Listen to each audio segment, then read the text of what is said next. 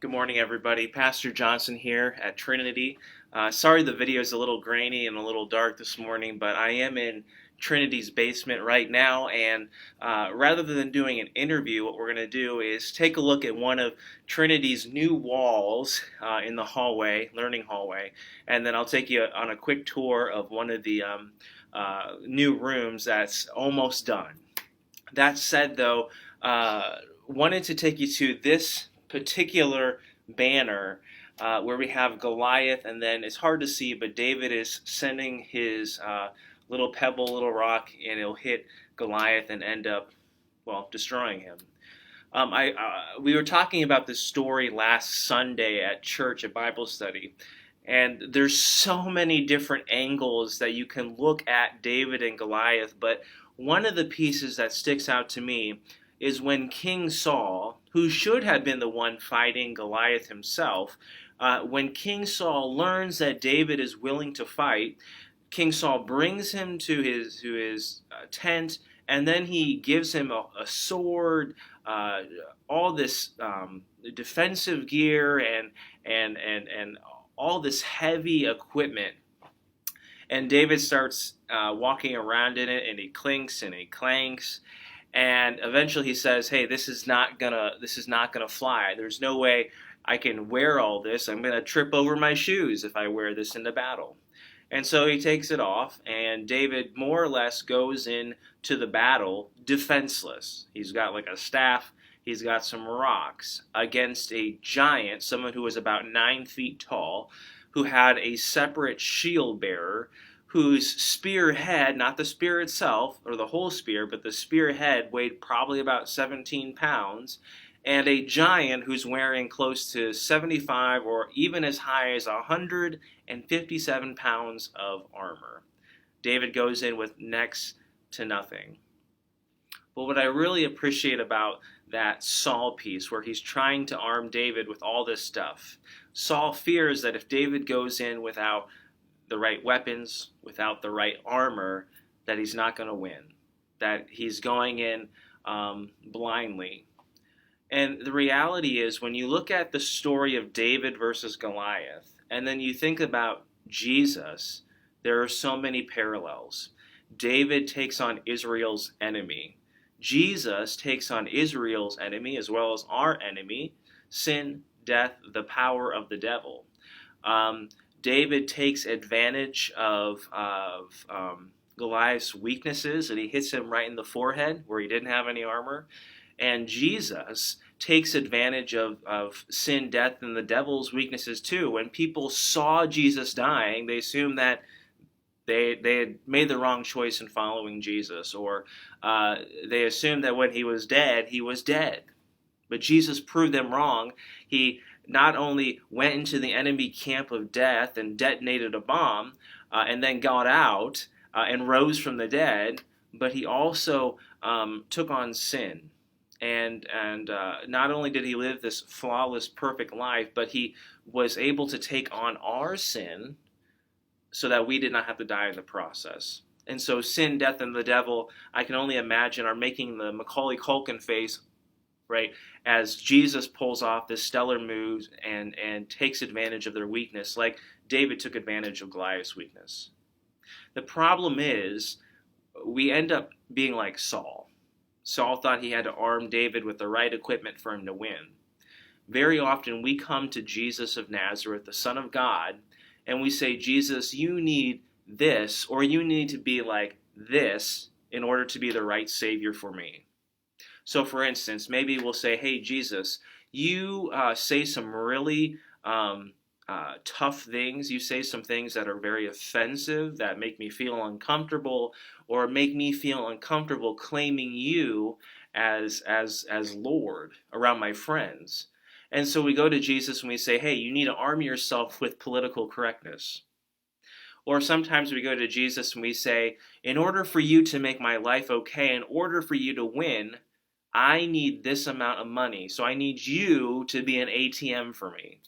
And so we say Jesus needs to dish out all this money for us, and he needs to essentially equip himself as if he were Mr. Piggybanks or Mr. Moneybanks from Monopoly.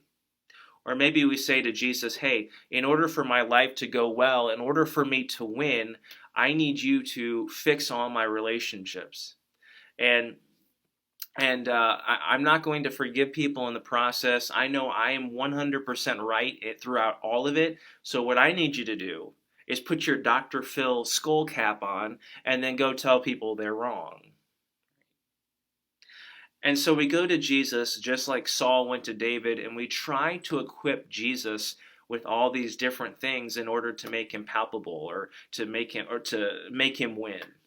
But the reality is, and the challenge to us is to look at the Gospels, the biographies of Jesus, Matthew, Mark, Luke, and John, and just see Jesus winning. Maybe he doesn't win in the way we expect, but that's okay, because if he is in fact the Son of God, then maybe he has a far better perspective on how things need to go than we do. The challenge is to accept Jesus on his own terms. And so my challenge to you is read through a gospel.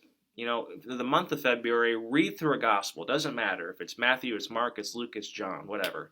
Read through a gospel and let Jesus be Jesus.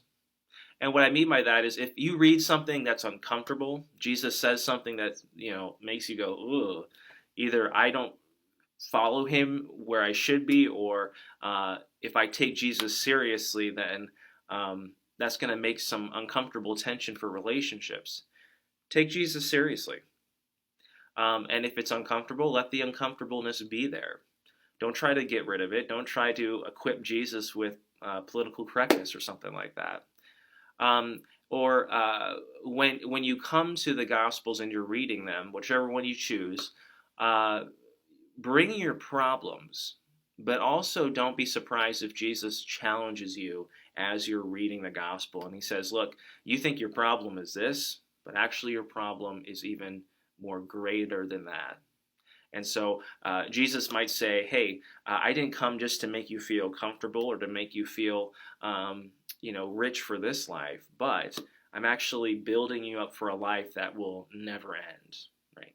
So let Jesus challenge you. Don't try to challenge him and put on the armor that you think he needs to wear, but let his words, let his posture, let his position shape you and see him win for you.